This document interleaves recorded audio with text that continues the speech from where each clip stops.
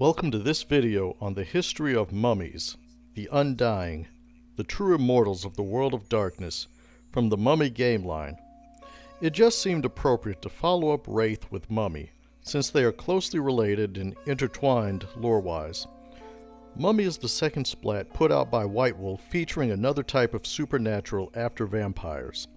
In the second edition and revised, there were some drastic changes in Mummy lore, to update the story and tie in some of the other game lines that had been published between first and second edition, such as Werewolf, Mage, and Wraith. To illustrate this change, I'll be giving lore not just from first edition Mummy, not just second and revised Mummy, but both, and you can decide for yourself which one is more engaging. I'll also be tagging in the description when the first edition lore ends and the second edition begins. So, without further ado, the first edition history of mummies, the Shemsu-Heru. The history of mummies begins over 5,000 years ago in proto-dynastic Egypt. During a time lost to history, a nameless chieftain of the lower kingdom died. His throne was inherited by his eldest son, Usir, or Osiris. Osiris was a strong, young man and had a number of siblings, his sisters, Isis and Nephthys, and his younger brother, Set. Set resented Osiris' status as heir and his rule over the lower kingdom.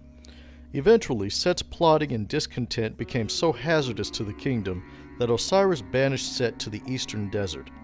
To add insult to injury, Osiris took their sister, Nephthys, as his second wife, having already married their other sister, Isis. Osiris' two sister wives bore him sons. Isis gave birth to Horus. Nephthys birthed a son named Anubis. Osiris was an ambitious young king and aspired to unify the upper and lower kingdoms under his rule. He mounted campaigns to conquer the upper kingdom several times, but none were successful. This led to the people souring to Osiris's rule. Then, one night, a stranger came to Osiris's court, a strange, pale man who only appeared at night and counseled things in secret away from the eyes and ears of Osiris' wives and advisors. For 4 months, the stranger, named Typhon, remained in the court. When he departed, Osiris was deathly ill. His servants believed he would die, and they were correct, but not in the way they expected. Osiris passed beyond the realm of death and returned as one of the progeny of Cain, a vampire. Empowered by that accursed blood, Osiris ruled over the lower kingdom as an undead god, craving blood and conquest in equal measure. His newfound sorcery tamed the Nile and gave the people several years of bountiful harvests. The people in turn worshipped Osiris as a god of the Nile and agriculture. Prosperity made the people forgiving of the rumors surrounding the king's nocturnal behavior. Servants whispered that the king made blood sacrifices and ritually gave his most trusted warriors his own blood, elevating them beyond the bounds of mortal strength and stamina. Osiris took his warriors not south, but east, into Asia. Isis and Nephthys ruled in their brother's absence. The royal family remained mortal and displayed an aptitude for magic. The royal wives became well known and loved for the charitable uses of hekau, or magic, to help their subjects. Osiris spent 3 years on campaign. Meanwhile, the serpent made its nest in Osiris' court. Set, Osiris' brother, returned from the eastern deserts. Like Osiris, Set too was changed, though some who knew Set in life believed that the thing calling itself Set was not the prince at all, but a creature of absolute darkness masquerading as him, Apophis. Regardless of the truth, and wherever Set had disappeared to, he returned to the lower kingdom as Osiris' superior, in power, in bloodlust, and in treachery. Set carefully laid his plans, seduced Osiris' servants, and made certain that his revenge on his brother would be appropriately cruel. Osiris was wounded in battle against a creature described as being a half-man, half-hyena. Could be a werewolf, or even an Ajaba. Nevertheless, Osiris was victorious, but he returned to Egypt to recover from his injuries. Some of Osiris' servants presented the king with an exquisite golden sarcophagus, perfectly designed and constructed to match his body, and ensure that his rest would be pleasant. When Osiris laid down to rest, the treacherous servants of Set locked the sarcophagus from the outside. Set emerged, transforming from an innocuous pet serpent to his natural shape. Using sorcery, he sealed the box shut. The followers of Set and the warriors of Osiris battled in the palace, but mortals, even with the blood of the great king in their veins, were no match for an antediluvian. The followers of Set then took the sarcophagus and hid it from the world. Some say the serpents sank it to the bottom of the Nile. Others claim that they spirited Osiris away to Asia to be imprisoned by allies of Set located there. Regardless, Set was now king. Isis managed to escape with her son and nephew. Nephthys did not, as Set reclaimed his former wife. Their reunion was not a happy one, and Set ended up killing Nephthys because she refused to become his child. Sister, wife, and child.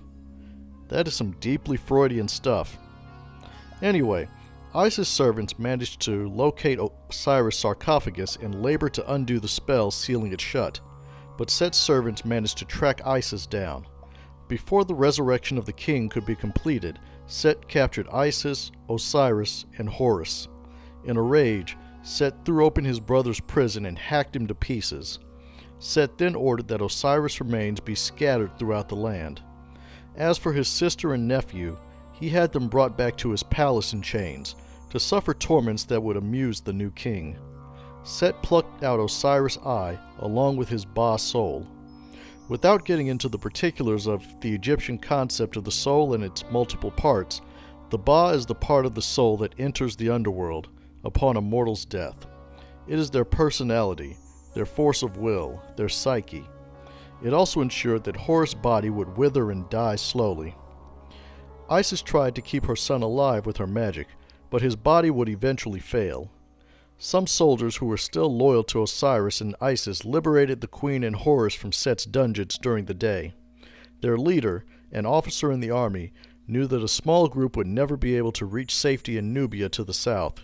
The routes were too well patrolled by Set's minions. So he brought them to the one place he knew they would be safe, his father's farm. When Isis and Horus were safely hidden, the soldiers ventured out to distract the Setites. After Isis' health recovered, she did what she could to help the family of the soldier and the aged patriarch of the farm. She also spent as much time as she could trying to heal Horus, but with little success. She sent out a mystical summons to her nephew, Anubis. 2 days later, Anubis arrived at the farm, now a considerable sorcerer in his own right, and who burned for vengeance against Set for the murder of his mother. Isis and Anubis labored for 3 days, sending the farmers' children and grandchildren to the market and to the field for various animals, plants, ointments, and other items. They planned and argued on how to best save Horus's life and soul. When they finally settled on a formula, they summoned the master of the farm, Mestha, whose brave son had rescued Isis from captivity, and who was at the end of his years. Isis approached him and asked that he allow she and Anubis to test a spell meant for Horus on him. Mestha said his goodbyes to his remaining children and grandchildren and followed the 2 magicians to where they had made their preparations. Mestha accepted the cup of poison that Anubis offered him. His body went numb, and his heart slowed until it stopped. His spirit fled his body, as happens to all of the dead. As he awoke in Neter Kertet, the part of the underworld that mirrors our own, Mestha roamed that twilight place, until he heard the voice of Isis calling him back to the mortal world. The return was sudden and jarring. Mestha's eyes opened once again as Isis and Anubis looked down on him, visibly exhausted from their efforts, but relieved that their magic had worked. Mestha, an ordinary man, a simple farmer, father, and grandfather, was the first man to receive the spell of life, and the first of the Shemsu-Heru, or Mummies. And not a moment too soon. As Isis and Anubis continued their work, examining how the spell had worked and what could be improved, Horus at last gave up his spirit and passed across the shroud into death. Isis, Anubis, and Mestha now considered how to reclaim Horus's Ba soul from Set and restore him from death. a direct confrontation with Set would be suicide. Powerful as they were, even together, they were no match for an antediluvian, and especially one as devious as Set. They concluded that their only hope of recovering Horus was to resurrect Osiris, though they disliked the idea. Osiris had made the same devil's bargain as his brother, but at the time, he was the lesser evil. Isis cast a ritual that summoned a flock of water birds, then sent them all over the Nile Delta. Each bird returned with some piece of bone or viscera, a portion of the slain king, and heaped the pieces in a pile of rotting flesh before Isis. Anubis summoned the remaining servants of Osiris, who he had created in his own image, to assist in his resurrection. When all that was required was gathered, Mista gave over his best ox to Anubis, who slit the beast's throat over the remains of Osiris. As the ox bled into the pile, the children of Osiris slit their wrists, adding drops of their own vitae to the mixture. Meanwhile, Isis chanted a spell of necromancy to coax Osiris' soul back from the underworld and reform his body. Slowly, but visibly, the magic took effect. Bone sought out bone, flesh sought out flesh, and knit itself in the proper places. As Osiris was partially formed, his blackened, misshapen corpse sat up suddenly and cried out, "He is coming! My brother approaches!" The ox, bled to the last drop, collapsed on the ground. As Anubis looked around for some other animal to feed the newly reborn Osiris, the king was upon him, faster than the eye could blink. Osiris sank his fangs into Anubis' throat. Greedily, Osiris drank the blood from his own son, while Isis screamed in helpless terror. As Osiris stood over the lifeless body of Anubis, the sound like the crack of thunder roared overhead. Something smashed into Osiris and knocked him to the ground. Standing over Osiris was a pale, large man with a mane of red hair and eyes brimming with hateful intent. Set had come, as promised, to make sure his brother stayed dead this time. Osiris and Set clashed as only creatures of the most potent blood could, each changing shape, flowing like water over, around, and into each other. All around them, the followers of Set and the children of Osiris clashed in lesser but still mighty battles of their own. Osiris, weaker in the blood and newly risen, slowly lost ground to his brother. Isis hurled spell after spell at Set, but even this was not enough to stop him. Finally, Set raised Osiris' flaming body on high and hurled him into Mista's empty farmhouse, collapsing the building and setting it alight. Osiris' children gave ground and tried to escape, while the followers of Set pursued them into the night. Isis screamed at Set, cursed him for taking her son, but Set just smiled at his sister as he produced a human eye from some hidden place and rolled it between his fingers. He asked Isis if she would like to beg for his favor now. Instead, Isis called down thunderbolts from heaven on her malevolent brother. Set broke free from the onslaught and slapped her with the full force of his undead might, shattering her jaw and sending her sprawling to the ground. Set taunted Isis and her feeble magic, and promised that she would soon join their sister Nephthys in the underworld. As Set prepared to raise the killing blow, a figure appeared next to Set, armed and armored in the panoply of a king, wearing a patch over his missing eye. This figure was Horus's Ka spirit manifested. Horus struck Set low, severing his phallus from his body, then high, splitting Horus's own eye in half, which freed his captive Ba spirit. As Horus whirled for another strike, his spirit dissipated, but promised vengeance upon Set. Set, wounded and puzzled by what had just transpired, captured Isis again, took Horus's body, and returned to his palace. As the population of Egypt grew, Set found it more and more difficult to rule openly as king, until 3000 BC, when he began the practice of setting up puppets to rule Egypt in his place. Adding to Set's troubles was his haunting by the powerful shade of his nephew, Horus. Set imprisoned Isis at Alexandria, or what would become Alexandria, and tried to force her to disclose what necromancy she had done to Horus's body. Set, in frustration, finally expelled Isis from the palace and Horus's corpse with her to be free of them both. Isis quickly gathered a cult of magicians around her and taught them her magic, including the refined form of the magic that she had used on Mista years before, the spell of life. After an extended life of her own, Isis slipped quietly into death. She had seen the perils of immortality and had no interest in walking down that darkened path. Centuries later, Horus gathered the Ba energy necessary to return to his Khat, or his body. He strengthened the cult of Isis.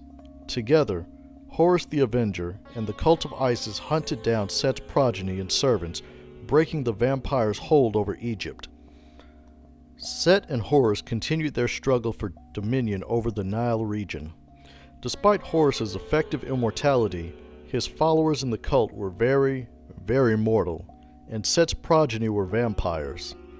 Horus instructed the cult to select exceptional men and women from every walk of life in Egypt, and to bestow the spell of life upon them, to join his war against Set. These were the Shemsu-Heru, the followers of Horus, the true immortals. For several generations, this war continued until Horus reached the end of his life cycle and returned to the underworld. Set was always skilled in the ways of power and brutality, but the rise of humanity and the war against his nephew taught him the utility of subtlety and corruption. And so, he corrupted the cult of Isis in discreet ways, convincing them to select Shemsu-Heru for personal, political, and theological reasons, rather than purity of spirit. Set also managed to insert several agents into the cult. When Horus accumulated enough Ba energy to be reborn, he cleansed the cult and exposed those servants of Set. Those who could be were redeemed. Horus also laid down the selection process for the Shemsu-Heru to the point that only one man or woman was chosen to join their ranks per century. By the middle of the 10th century BC, the war came to an end during the 22nd dynasty. Horus enlisted Meshwesh mercenaries from ancient Libya, who swept through the country, put Set's progeny to the sword, and installed their own pharaoh, Shoshenq I. Set was effectively banished to the east for a second time. In his exile, Set created another brood of vampires, these being the followers of Set who have become infamous to vampires and the immortals in kind. He also perfected his mastery over the blood and the occult. Set had learned certain things about Horus, and in particular that his dear nephew needed time between his resurrections. While Horus was in his death cycle, Set attacked the cult of Isis, slaughtered them, and took one unlucky survivor captive. Set tortured this man until his mind broke. The wizard, before his death, gave Set a corrupted version of the spell of life. With this spell, Set hoped to create his own version of immortals to serve him and him alone. But not only had the magician given Set a corrupted version of the spell, but Set, in his own malice to bind mummies to his command, further polluted the spell. The 5 men and 2 women who had this inflicted upon them suffered unimaginable agony as their souls were assailed by spirits loyal to Apophis, the dark god of destruction.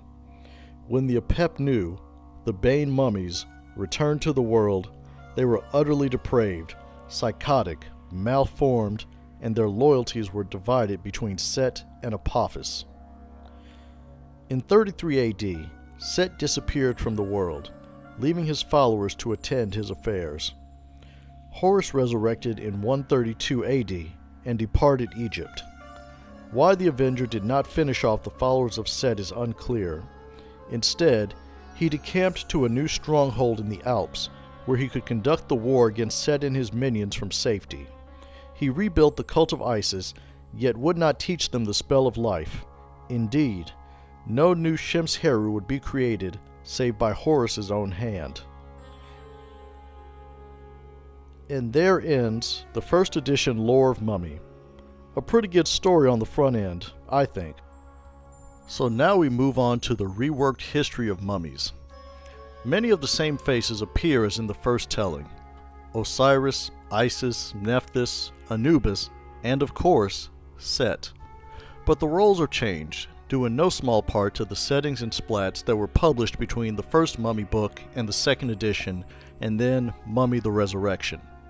As in the first telling, Osiris was a king in ancient Egypt, the first king to unite the lower and upper kingdoms, despite history bestowing that honor on Menes I. Rather than being a warlike and expansionist king, Osiris was a wise and just king. He was still married to his sister, Isis, and he still banished his brother Set from Egypt for treason. As in the first tale, Osiris was embraced by a mysterious vampire named Typhon. And at this point, since I'm mostly just comparing notes with myself, I'll address Typhon. There's been plenty of speculation as to just who this particular vampire was. There have been hints that Typhon is the name, or a name, of the La Sombra antediluvian. Although, in the lore concerning the La Sombra Methuselah Montano, Montano is said to be the first child that the antediluvian allowed to survive, so that kind of takes Osiris off of the list as a possible La Sombra.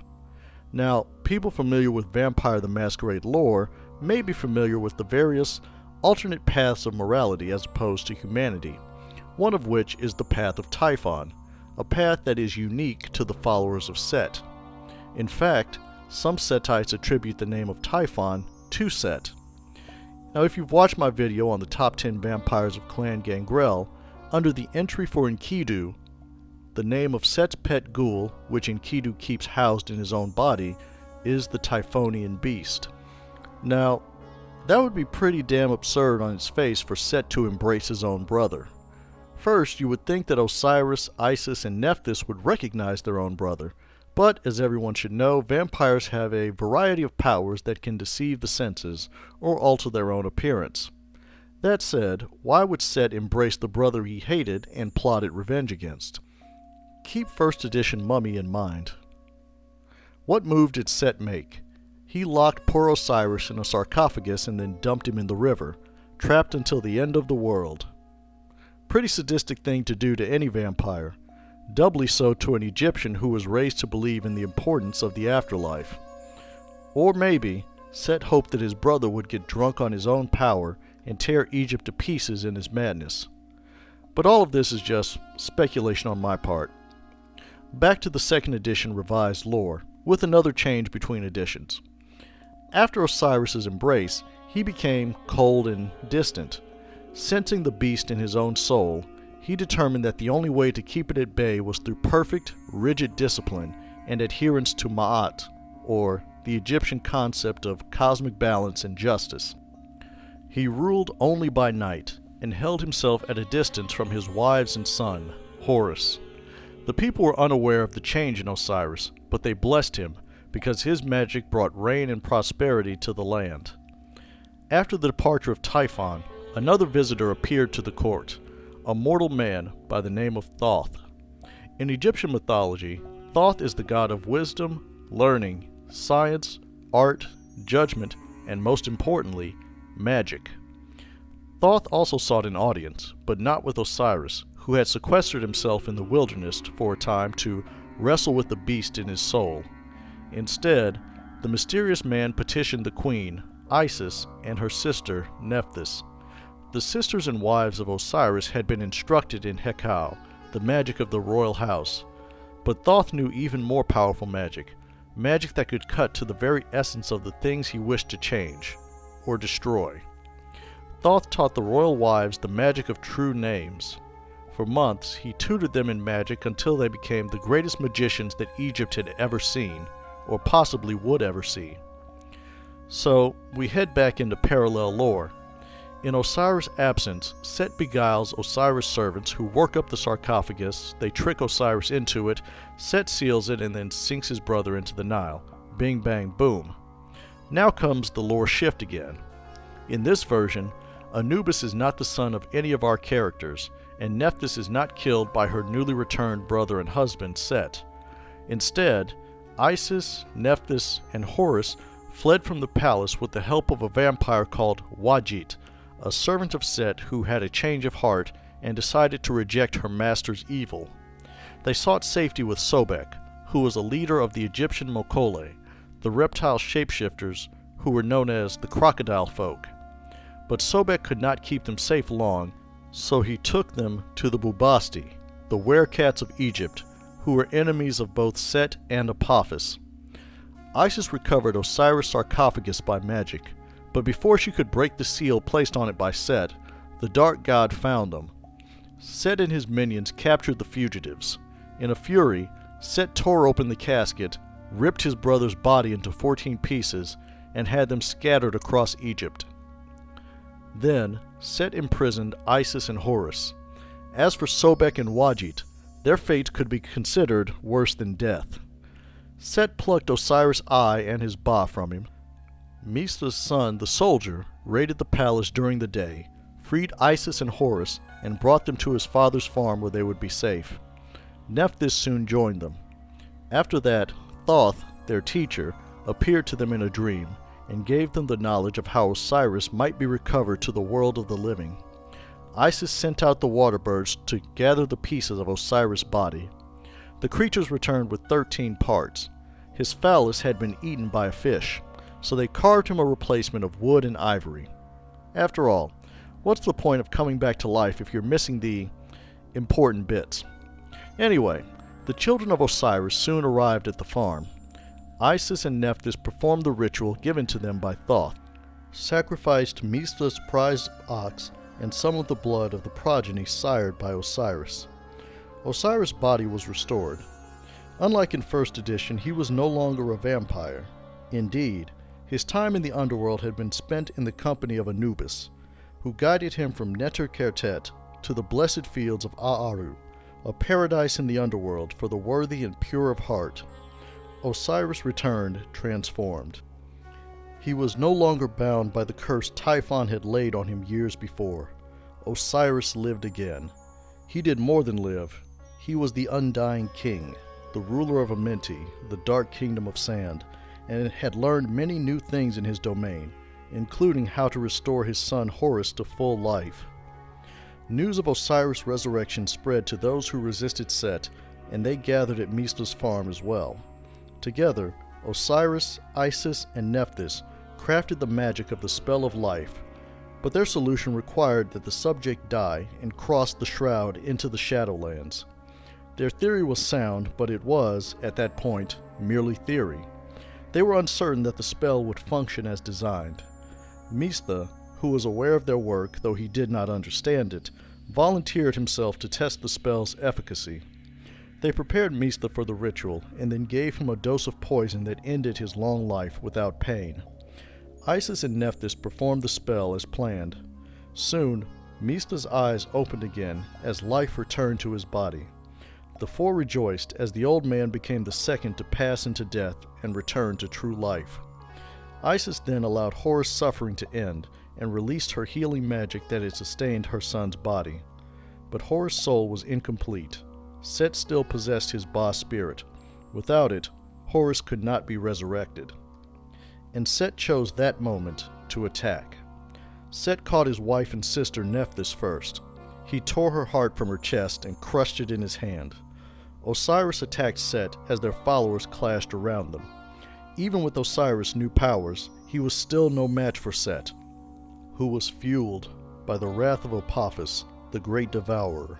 Set used his unholy power to burn Osiris to ashes and return him to the underworld. Isis threw every spell she could think of at her wicked brother, but none managed to so much as slow him. As he prepared to strike her down, a shimmering figure in armor and wielding a fiery sword appeared between them. Even with his soul incomplete, the spell of life had made Horus' spirit mighty. Horus rained down blows on his dark uncle, severed his manhood, because we have to adhere to the Egyptian myths, and then sliced open the eye that Set held Horus' Ba captive in. Horus' Ka spirit then vanished as it reunited with his Ba in the underworld. Isis used this opportunity to gather their remaining followers and flee. Set, in a rage, killed his own minions, rather than let any of them escape to tell the tale of his humiliation at the hands of Horus. Isis fled into the Sinai Desert, where she took refuge with the werewolf tribe known as the Silent Striders. With Horus' soul complete, life returned to his body. In time, he ceased being Horus the Prince and became Horus, the Avenger. Isis built a cult around the teachings of Thoth and instructed those with the purity and aptitude in the Hekau as well as the spell of life. Horus built up an alliance in the Sinai to oppose Set, comprised of Garu, Mokole, Bubasti, some vampires, and mortals. This was known as the Osirian League, in honor of his father. In time, Horus' supernatural allies proved themselves to be unreliable. The children of Osiris, under the leadership of Kedamon, were too concerned with freeing themselves of their accursed state to focus on Horus' war against Set. Similarly, the shapeshifters were caught up in their own petty struggles for power among their own kind to be of genuine use against Apophis. Indeed, Horus' greatest allies were mortals, the warriors, magicians, and scholars of his own homeland, as well as the cult of Isis. Despite Set's efforts, news of his defeat at Mista's farm escaped, thanks to a sneaky Bubasti who saw everything from the reeds and spread the tale far and wide. Coupled with the tale of Osiris' resurrection, Set's rule as an immortal god-king crumbled before his eyes. He had become fallible, questionable, and in some versions, emasculated, in the most literal sense of the word. Eventually, Set chose to rule Egypt through proxies and puppets, and devoted more time to countering the subtle maneuvers of his nephew, Horus. After centuries of this game of move and countermove, Horus' life cycle ended. The Avenger was forced to return to the underworld to replenish his Ba spirit and await his next resurrection. While in the underworld, Horus, guided by the silent Anubis, traveled to Amenti, the city of the dead, in the dark kingdom of sand. He was reunited with his father Osiris, who had grown colossal in size thanks to his power and understanding of Ma'at. Horus spoke to Osiris, but his father did not answer. Osiris only stared out into infinity from his throne, into a future only he could see, contemplating the nature of Ma'at. Now Horus stood alone, without either Isis or Osiris to aid him. The Avenger returned to life in the 3rd millennium BC, during the reign of Menes I, founder of the First Dynasty. Horus found it a bitter irony in the fact that Set, in his desire to be a god, had simultaneously erased Osiris' reign as the true first pharaoh of a united Egypt and accidentally elevated Osiris, Isis, Nephthys, and Horus as gods greater than Set himself in the people's eyes. The people of Upper Egypt counted Horus as their patron, while Lower Egypt venerated Set. The Osirian League and the cult of Isis had decayed in Horus' absence. The children of Osiris had been driven out of Egypt by the followers of Set. Isis herself chose to die as a mortal and passed on before Horus returned. Horus went about rebuilding the League and the cult to continue the war against Set. Members of the cult persuaded Horus to allow the creation of more reborn like himself, so that the League might have champions in his absence. Horus reluctantly consented, and commanded that only the most worthy of Egypt be selected. And only 3 were chosen: a scribe, a warrior, and a magician. These 3 would be Horus's generals in the ages-long conflict.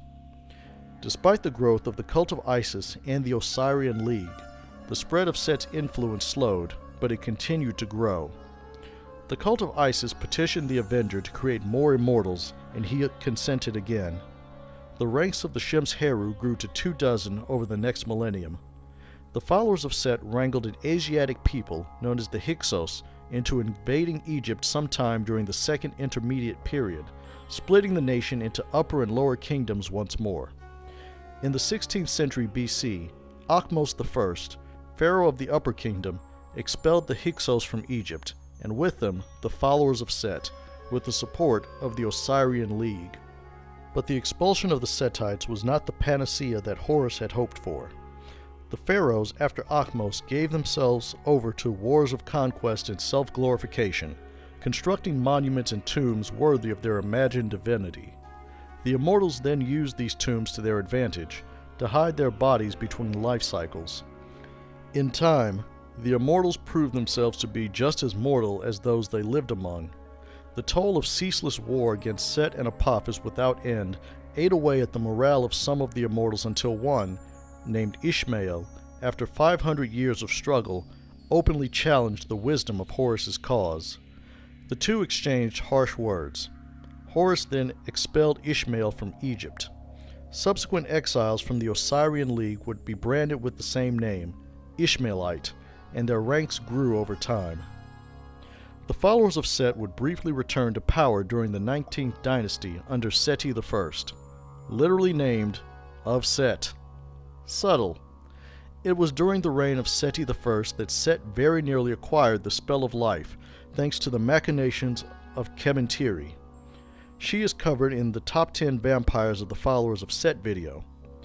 Set's efforts were foiled and his followers were, again, expelled from Egypt. The country changed hands from dynasty to dynasty, and then fell under the dominion of foreign powers, such as the Assyrians and then the Persians.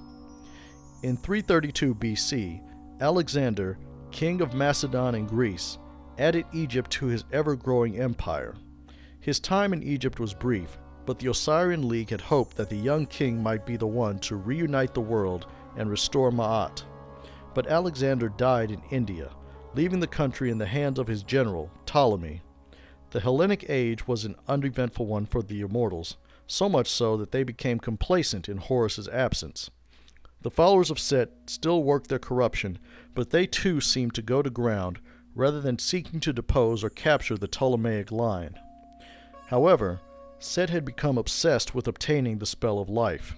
He worked to cultivate complacency in the cult of Isis and the Osirian League, to make sure that their less than worthy men and women were able to enter the cult, and then bring in more unworthy cultists, to stoke dissent among the Shemsu-Heru so that they would abandon their cause and become Ishmaelites.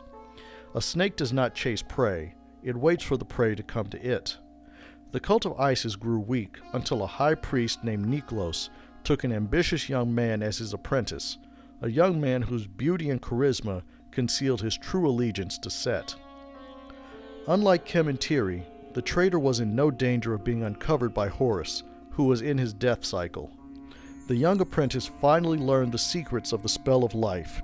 He then slew Niklos and summoned the followers of Set to the cult's hiding place. All inside were slaughtered, and the treacherous apprentice returned to Set in triumph.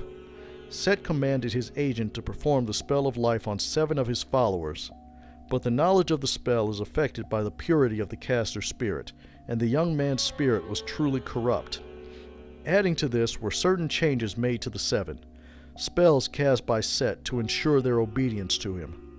What returned from the underworld were not true reborn, they were horrors, servants of Apophis, each a sadistic, psychotic destroyer that even Set feared. Set was enraged by this failure, and had the traitor thrown into his dungeons to be tortured ceaselessly. The traitor's torment was only ended when one of Horus's original reborn learned the traitor's true name. Having one's name wiped from the Book of Thoth and eradicated, body and soul, from existence is a dubious mercy. When Horus returned from the underworld, Set had fallen to the sleep of ages in a place unknown to even his most faithful followers. Egypt was in the hands of men from Italy called Romans. Horus gathered all of the reborn who remained loyal to him in Alexandria and commanded that they disperse from the land of Egypt to combat the servants of Apophis and Set in every corner of the world, to gather strength in preparation for the final war between the forces of Ra and the forces of Apophis. Some of the immortals would remain at Alexandria to act as a nerve center for the activities of the immortals and a place for Horus to collect intelligence on their doings. Horus rebuilt the cult of Isis, but did not teach them the spell of life.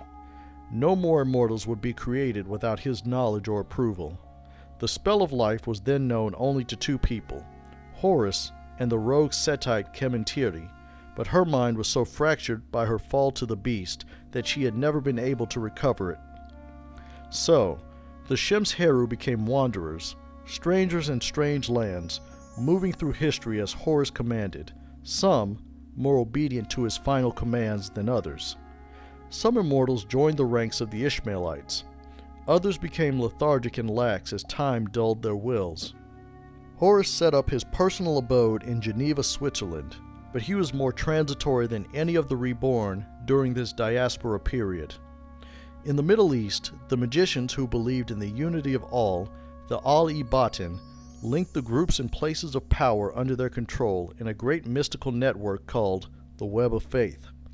This web ensured that Sekhem, or quintessence, or chi, or gnosis, or pneuma, or whatever you want to call it, the essence of life and power, would flow freely between them, like irrigation canals causing a desert to bloom.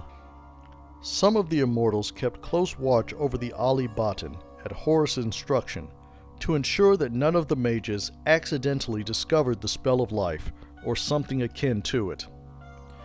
The events of 1999, the Week of Nightmares, the destruction of Enoch, the battles of the Tellurian, and the unleashing of various catastrophic forces awakened a being that was best left undisturbed. A storm arose in the underworld. The Wraiths called it the Ja'ak, the Ghost Storm. This storm, born of the destructive power of Apophis himself, tore the dark kingdom of sand to ribbons. Its denizens who were caught in the storm were either cast directly into oblivion or were battered by the storm into near destruction. Then, for the first time, Osiris rose from his throne. Amidst the howling winds, the Undying King spread his arms and gathered the tattered souls of the faithful to himself. Then he ascended, out of Amenti, out of the underworld, past Neterkertet, into the living world. Osiris had resurrected himself again, joined himself to the web of faith, adding his Sekhem to its own. Osiris was then torn asunder, as he had been millennia before, but this time his sacrifice strengthened the web of faith. He sent the fragments of the souls he carried with him into the world, these Tem-Ak, completing ghosts, to find worthy mortals who would serve the cause of Ma'at, to infuse them with immortality and power. The children of Osiris felt their sire and master's soul return to the world and rushed to Egypt to attend him. The children who had refrained from taking mortal blood and upheld the precepts of humanity were freed from the curse of Cain, to once again live and die as mortals. Osiris then appeared to Horus in a vision and commanded him to return, along with his Shemsu-Heru. When the immortals arrived, they were informed by Osiris' spirit that the spell of life would no longer function. He had prepared for them a new spell of life, which he would give to the worthy as reward for their fidelity. Those immortals that Osiris deemed unworthy, he would reduce to Tem-Ak, and dispatch them to find redemption as part of another. These new immortals call themselves the Amenti, in honor of the lost dark kingdom of sand. In the modern nights, they must face the forces of Apophis, many and varied as they are. The followers of Set still lurk in the shadows, working their corruption. The Apepnu, the Bane mummies, twisted reflections of the Undying and avatars of Apophis itself, do their master's bidding in 1,000 ways. But the Amenti do not lose heart, for Osiris is the truth and the resurrection, and the arc of the universe inevitably bends towards Ma'at. That was the history of the mummies in the world of darkness. Revised Mummy, Mummy the Resurrection, whatever you want to call it, introduced some new mummies of the world, the Teomalki of South America and the Wu Tian, the Taoist mummies of China. But that would be taking things too far into the weeds. Mummy, despite being the second oldest splat, didn't get much love because mummies aren't quite as sexy as vampires, and they are the closest thing that the world of darkness has to an unambiguous group of good guys. They also have a very Batman flavor to them. Given the way their magic works, a mummy could probably beat the brakes off of pretty much every other supernatural with sufficient prep time and forewarning. The followers of Set steered clear of these guys and gals for a reason. Now that I'm thinking about it, Mummy, with some edits, could be used to run a Dark Souls type of game. Anyway, that's all I have for this one. Until next time.